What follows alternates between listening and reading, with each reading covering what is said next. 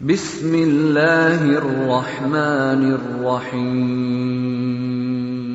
الحمدللہ رب العالمین والعاقبۃ للمتقین والصلاة والسلام علی سید الانبیاء والمرسلین اما بعد فاعوذ باللہ من الشیطان الرجیم بسم اللہ الرحمن الرحیم الف لام میم ذالک الکتاب لا ریب فیہ ھدی للمتقین آمنت باللہ صدق اللہ مولانا العظیم وبلغنا رسوله النبی الکریم الامین ببرکتہ ان اللہ وملائکتہ یصلون علی النبی یا ایھا الذین آمنوا صلوا علیہ وسلموا تسلیما الصلاۃ والسلام علیک یا سیدی یا رسول اللہ، الصلاۃ والسلام علیک یا سیدی یا حبیب اللہ، الصلاۃ والسلام علیک یا نور نور اللہ وعلی آلک واصحابک یا شفیع المذنبین۔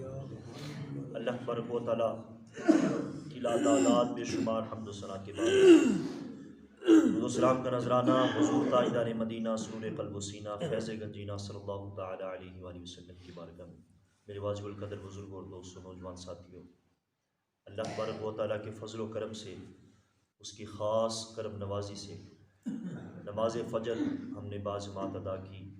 خالق کائنات ان پیشانیوں کو سجدوں کی لذت عطا فرمائے۔ اللہ تبارک و تعالیٰ خشوع و خضوع کے ساتھ اپنی بندگی کی توفیق عطا فرمائے۔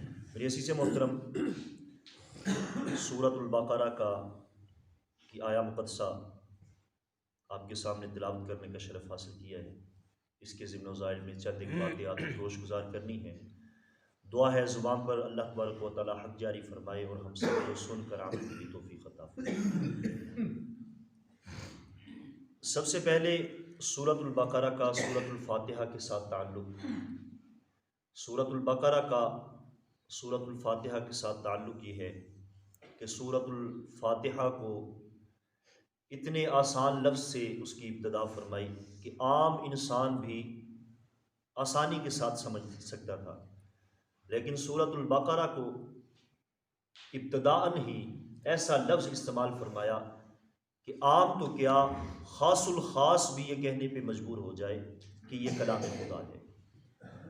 اس کی وجہ یہ ہے، علماء اکرام نے یہ بیان فرمایا کہ سورۃ الفاتحہ میں اس کی ابتدا الحمدللہ سے کی، عام بندہ اس کو سمجھ گیا۔ اب سمجھنے میں کہیں یہ غلطی نہ کر دے کہ اتنا آسان کلام تو میں بھی لکھ سکتا ہوں، کہیں یہ گناہ کبیرہ نہ کر لے، کوئی اپنی عقل میں آ کے، عقل کے دھوکے میں آ کے یہ شیطان اس کو ورغلا دے، اس دھوکے میں آ کے کہیں یہ گناہ نہ کر بیٹھے کہ یہ تو عام جیسے لوگوں نے گناہ کیے بھی، ناکام کوشش لوگوں نے کی بھی، کہ قرآن جیسا ہم بھی لکھ سکتے ہیں۔ تو خالق کائنات نے سورۃ البقرہ کی ابتدا ہی ایسے لفظ سے کی۔ علماء اکرام فرماتے ہیں کہ اس کو لانے والا جبریل بھی نہیں جانتا تھا۔ کوئی بڑے سے بڑا عالم، بڑے سے بڑا اپنے آپ کو عربی کہنے والا، لوگوں کو عجمی کہنے والا، چونکہ یہ سورہ مقدسہ مدینہ المنورہ میں نازل ہوئی نا، تو یہود نصارہ کے جو علماء تھے اپنے آپ کو عربی جانتے تھے اور لوگوں کو عجمی یعنی ان پڑھ جانتے تھے۔ عربی کا معنی ہوتا ہے پڑھا لکھا ہونا، عجمی کا معنی ہوتا ہے ان پڑھ گوار۔ تو اپنے آپ کو وہ یہ تصور کرتے تھے کہ ہم سے زیادہ پڑھنے والا کوئی نہیں۔ خالق کائنات نے سورۃ البقرہ جیسے ہی نازل فرمائی، پہلا لفظ ہی ایسا رکھ دیا کہ بڑے سے بڑا عالم، اپنے آپ کو بڑا جاننے والا بھی گھٹنے ٹیکنے پہ مجبور ہو جائے اور یہ ماننے پہ، یہ یقین رکھنے پہ یہ مجبور ہو جائے یہ کلام خدا ہے، اس کے علاوہ کچھ نہیں۔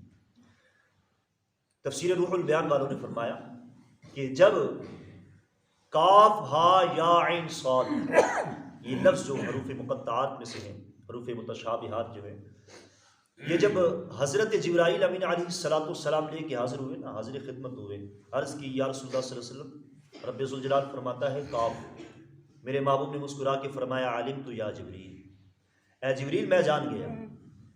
عرض کی یا عالم تو یا جبریل، عرض کی ہا عالم تو یا جبریل، عرض کی عین صاد، فرمایا عالم تو یا جبریل۔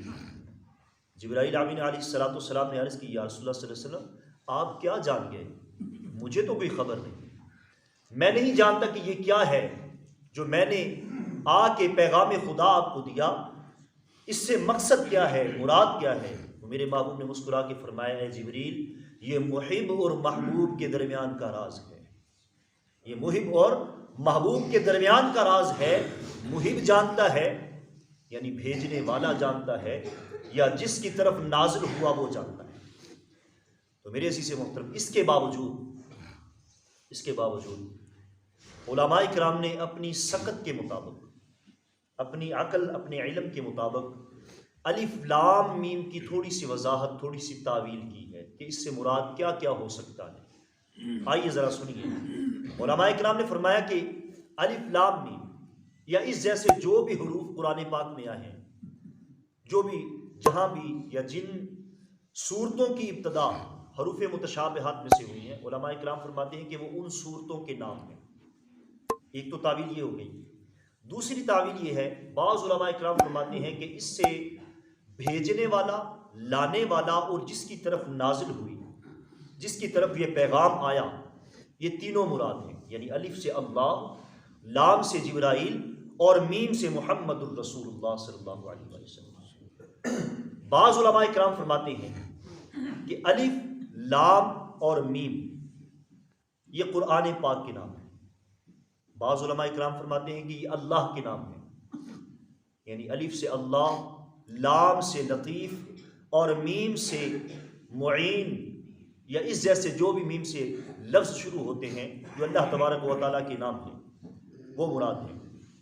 اور آخر میں سب ہی علماء کرام جنہوں نے یہ تعویلیں کی، آخر میں ایک ہی جملہ عرض کیا کہ واللہ ورسولہ اعلم، کہ اللہ اور اس کا رسول بہتر جانتا ہے۔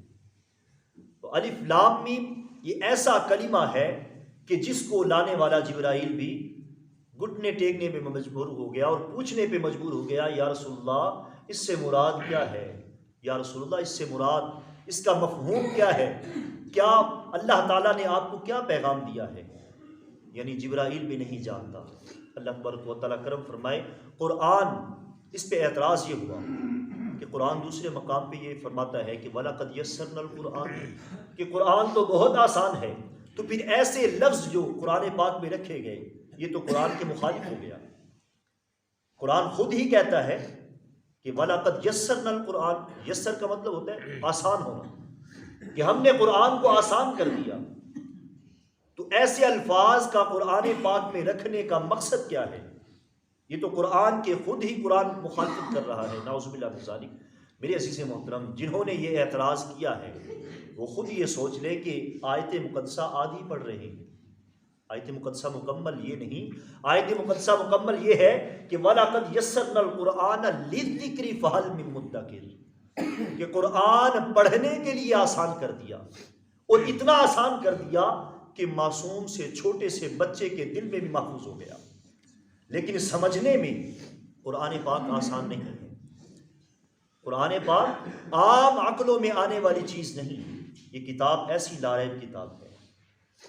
رب ذوالجلال نے فرمایا ذالک الکتاب، ذالک اس میں اشارہ، یعنی ہم اپنی زبان میں جو لفظ بولتے ہیں یہ چیز یا وہ چیز، اس میں اشارہ قریب کے لیے، کسی قریب کی چیز کی طرف ہم اشارہ کرتے ہیں یا دور کی چیز کی طرف ہم اشارہ کرتے ہیں، تو عربی زبان میں ذالک یہ اشارے کے لیے آتا ہے، یعنی یہ ہے وہ کتاب، ذالک الکتاب۔ اب اس میں تھوڑی سی بحث یہ ہے کہ ذالک سے اشارہ کس طرف ہے اور اس سے مراد کون لوگ ہیں؟ تین قسم کی تعویل جو ہے علماء کرام نے بیان فرمائی۔ پہلا یہ کہ ذالک سے اشارہ کتاب کی طرف یعنی قرآن کی طرف ہے، اور اس سے مقصود جو ہے، مراد جو ہے وہ یہود و نصارہ ہے، کہ اے یہودیوں، اے نصرانیوں، جو تمہارے انبیاء نے تمہیں پیشن گوئی دی تھی، جو پہلے خبر دی تھی کہ آخری زمانے میں ایک کتاب آئے گی، یہ دیکھ لو، یہی ہے وہ کتاب۔ اگر یہ کتاب نازل نہ ہوتی تو تمہارے انبیاء و رسول کی وہ بات جو ہے اس کی صداقت کہیں سے نہ ملتی، لہٰذا تم اس کتاب کو کلام خدا مان لو۔ یعنی اشارہ سمجھانا جو ہے وہ یہود و نصارہ کو ہے۔ بعض علماء اکرام نے فرمایا کہ ذالک کا اشارہ جو ہے وہ مسلمانوں کی طرف ہے، یعنی ذالک کا اشارہ کتاب کی طرف، اور اس سے مقصود جو ہے وہ مسلمان ہے۔ تو پھر اس کی ترکیب یہ ہوگی کہ ذالک الکتاب یہ مبتدا ہوگا اور لا ریب فیہ یہ اس کی خبر ہوگی کہ اے مسلمانوں تم فکر مند نہ ہو کہ پتہ نہیں یہ کتاب کسی بندے کی لکھی ہے یا کلام خدا ہے، اس میں تم متفکر نہ ہو۔ آؤ دیکھو ذالک الکتاب یہ ایسی کتاب ہے کہ لا ریب فیہ، اس میں کسی قسم کی شک ہی نہیں، اس میں شک کی گنجائش ہی نہیں ہے۔ تو دیکھیے قرآن کا یہ دعویٰ کتنے صدیاں پہلے ہوا، کتنیاں صدیاں بیت گئی، آج تک کوئی مائی کا لال ایسا پیدا نہیں ہوا جو اس دعوے کو جھوٹا ثابت کر دے۔ تو مسلمانوں ذالک الکتاب یہ وہ کتاب ہے کہ لا ریب فیہ، اس میں کسی قسم کی کوئی شک نہیں۔ بعض علماء کرام فرماتے ہیں کہ ذالک سے اشارہ آقا علیہ السلام کی طرف ہے، اور اس سے مراد میرے محبوب کی ذات ہے۔ ذالک کا اشارہ کتاب کی طرف اور مقصود میرے محبوب کی ذات ہے۔ تو پھر ترجمہ یہ ہوگا اے محبوب ذالک الکتاب یہ وہی کتاب ہے جو آپ نے لوح محفوظ پہ لکھی تھی، جو لوح محفوظ پہ لکھی ہوئی آپ نے دیکھی تھی، آپ کی دیکھی بھالی ہے، یہ وہی کتاب ہے جو آپ نے لوح محفوظ پہ لکھی ہوئی دیکھی۔ آگے ارشاد فرمایا الکتاب، کتاب اس کا معنی یا تو جمع ہونا، ویسے تو بہت سارے معنی کیے لیکن یہاں جو معنی مقصود آتا ہے وہ دو معنی ہیں۔ ذالک الکتاب، الکتاب کا معنی یا تو ہے جمع ہونا، اور جمع ہونے میں بھی قرآن کی مثال نہیں ملتی، قرآن کی مثال جمع ہونے میں بھی نہیں ملتی۔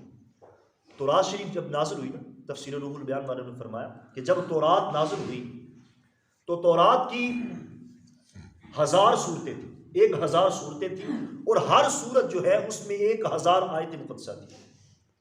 آج تو تورات زبور انجیل ملتی ہی نہیں نا، جیسے وہ نازل ہوئی۔ تو عرض کی حضرت موسیٰ علیہ السلام نے یا الہ العالمین اتنی لمبی اتنی بڑی کتاب کی 1000 صورتیں اور ہر صورت میں 1000 آیتیں، یہ پڑھے گا کون حفظ کرے گا؟ اور سنیے رب ذوالجلال نے فرمایا اے موسیٰ پریشان کیوں ہوتے ہو؟ آخری زمانے میں میں اپنے آخری نبی پہ ایسی کتاب نازل کروں گا جس میں تورات بھی ہوگی، زبور بھی ہوگی، انجیل بھی ہوگی، اور سارے ہی صحیفے موجود ہوں گے، لیکن اس کتاب کا کمال یہ ہوگا کہ چھوٹے سے بچے کو بھی حفظ ہو جائے گی۔ یہ اس کتاب کا کمال ہوگا۔ اس قرآن میں تورات بھی ہے، زبور ہی اور انجیل بھی، اور جتنے صحیفے انبیاء علیہ السلام یعنی ساری کائنات کا علم جو ہے وہ اس کتاب میں موجود ہے۔ لیکن اس کتاب کے لا ریب ہونے کا کمال یہ ہے کہ یہ چھوٹا سا بچہ آسانی سے حفظ کر لیتا ہے، اور ساری زندگی جب بھی جس کونے میں بھی یہودی جو لوگ ہیں، یہ انگریز جو لوگ ہیں، انہوں نے ایک کوشش کی تھی ناکام کہ قرآن یہ کتاب ہے، اس کتاب کو صفحہ ہستی سے مٹا دیں۔ کئی قرآن پاک جلائے گئے، کئی قرآن پاک نعوذ باللہ من ذالک پھاڑے گئے، ختم کرنے کی ناکام کوشش کی، تو اللہ کے ایک ولی نے چھوٹے سے بچے کو ان کے سامنے کھڑا کر دیا۔ یہ قرآن کا اعجاز ہے، یہ قرآن کا کمال ہے کہ یہ زمین سے کہیں سے بھی یہ ختم ہونے والا نہیں۔ چھوٹے سے بچے کو بولا پڑھو الحمدللہ سے شروع کرو اور والناس کی سین تک پڑھا دو، ان کو سنا دو۔ اور جب بچے نے پڑھا تو وہ یہودی جو ہیں، کئی یہودی اس کمال کو دیکھ کے مسلمان ہو گئے، کئی یہودی مسلمان ہو گئے کہ واقعی قرآن کو ختم کرنا ہمارے بس کی بات نہیں۔ اللہ تبارک و تعالیٰ کرم فرمائے ذالک الکتاب یہ ایسی جمع یعنی ایسا مجموعہ ہے۔ الکتاب کا دوسرا معنی ہے لکھنا، اور لکھنے میں بھی میرا یہ قرآن کمال کر گیا، ایسا لکھا گیا۔ عام کتابیں جو ہیں، دنیاوی لوگوں کی چھاپی ہوئی جو کتابیں ہیں، وہ 1 مرتبہ 2 مرتبہ 10 مرتبہ لکھی جاتی ہیں، اس کے بعد ختم ہو جاتی ہیں۔ لیکن یہ ایسا کتاب ایسا قرآن کہ سب سے پہلے لوح محفوظ پہ لکھا گیا، پھر پہلے آسمان پہ لکھا گیا، پھر میرے محبوب کے سینہ مقدسہ پہ آیا، اور ان کی نسبت سے مسلمانوں کی سینوں میں محفوظ ہوا. پھر پتھروں پہ لکھا گیا اور پتوں پہ لکھا گیا، ایسے ایسے ہڈیوں پہ یہ قرآن پاک لکھا گیا. اور پھر کاغذ پہ جب آیا تو پھر اتنا چھپا، اتنا یہ اس کی اشاعت ہوئی کہ لوگ پریشان ہو گئے. آج صرف پاکستان میں ہی دیکھ لیجیے، ایک محدود ملک، اس پاکستان میں دیکھ لیجیے قرآن کتنا چھپتا ہے، کتنا چھپتا ہے. اس حساب سے دوسرے ممالک میں دیکھ لیجیے کہ جتنا چھپنے میں یعنی لکھے جانے میں یہ قرآن کمال کر گیا اور کسی کتاب کا یہ اعجاز حاصل نہیں. تو رب ذوالجلال نے فرمایا ذالک الکتاب، یہ وہ کتاب ہے جو جمع ہونے میں بھی با کمال ہے اور لکھی جانے میں بھی با کمال ہے. اللہ تبارک و تعالیٰ انشاءاللہ عز و جل بقیہ آیا مقدسہ کا حصہ میں کل عرض کروں گا. 10 سے 11 سال میرے محبوب نے مدینہ المنورہ میں گزارے، 10 سے 11 سال اپنی عمر مقدسہ کا حصہ جو ہے. لیکن ان 10 سالوں میں یا 11 سالوں میں میرے محبوب نے اور اس قرآن نے سب کے گھروں، سب کے دلوں میں گھر کر لیا ہے. یہ قرآن کا اعجاز ہے. اللہ تبارک و تعالیٰ، یہ ہماری بد نصیبی ہے، میں یہی کہوں گا. لفظ تو بہت سخت ہے لیکن منظور کیجئے گا، یہ ہماری بد نصیبی ہے کہ آج انگریز جو ہے، آج سائنس اس قرآن سے مفاد اٹھاتے ہوئے چاند سے بھی آگے نکل گئی، لیکن ہمیں کھولنے کی بھی توفیق نہیں، ہمیں پڑھنے کی بھی توفیق نہیں. یہ ہماری بد نصیبی ہے. قرآن سے سب کچھ ملتا ہے، قرآن سے دنیا بھی سنورتی ہے، قرآن سے آخرت بھی سنورتی ہے. لیکن آئے تو صحیح، کوئی آئے تو صحیح، اس کو سینے سے لگائے تو صحیح.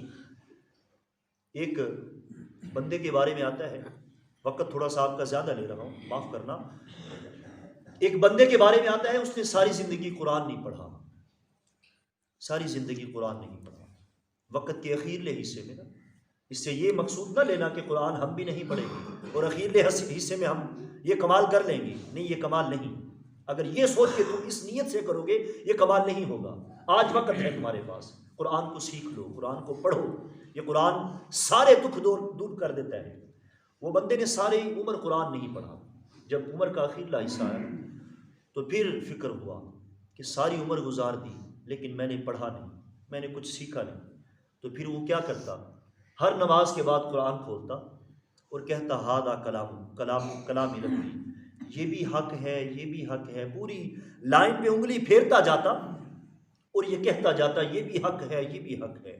جب وہ وفات پا گیا، مر گیا جب، تو کسی نے خواب میں دیکھا اور پوچھا ما فعل اللہ بک، اے بندہ خدا، تیرے ساتھ ساری عمر تو نے غفلت میں گزار دی، تیرے ساتھ تیرے رب نے کیا معاملہ کیا؟ اس بندے نے کہا کہ عمر کے اخیرلے حصے میں وہ جو عمل تھا کہ قرآن کو میں کھولتا تھا، قرآن کو چومتا تھا اور صرف انگلی پھیر کے یہ کہتا تھا یہ بھی حق ہے، یہ بھی حق ہے، یہ بھی حق ہے، اور ساتھ میں روتا تھا رب ذوالجلال نے میرا وہ عمل پسند کر لیا اور میری بخشش و مغفرت فرما دی. تو میرے عزیز محترم، یہاں سوچنا یہ ہے، جو صرف اس کو انگلی پھیر کے یہ کہے کہ یہ حق ہے، اس کی رب ذوالجلال بخشش فرما دے. تو جو قرآن کو سمجھے اور قرآن کی تلاوت کرے، ذرا سوچئے اس کا مقام کیا ہوگا. تو قرآن کی تلاوت کیجیے. آج ہم پریشانیوں میں گھرے ہوئے، ہر طرح کی پریشانی، کسی کو بھی پوچھ کے دیکھ لیجیے. پہلے زمانے میں لوگ کہتے تھے بڑے فخر کے ساتھ الحمدللہ میں بہت خوش ہوں، لیکن آج کے زمانے میں کسی سے بھی پوچھ کے دیکھ لیجیے، وہ یہی کہے گا کہ میرے سے زیادہ دکھی دنیا میں کوئی نہیں. تو یہ دکھ کہاں سے آئے، یہ دکھ دور کیسے ہوں گے؟ اسی قرآن کے پڑھنے سے ہوں گے، اس کی قرآن کے تلاوت سے ہوں گے. اللہ تبارک و تعالیٰ کی بارگاہ میں دعا ہے خالق کائنات حق شناسی کی توفیق عطا فرمائے. اللہ تبارک و تعالیٰ قرآن پاک کو سمجھنے کی، سمجھ کر عمل کرنے کی توفیق عطا فرمائے. اللہ تبارک و تعالیٰ میرے چند معروضات، چند ملفوظات اپنی پاک بارگاہ میں قبول و منظور فرمائے. آمین ثم آمین. وآخر دعوانا الحمد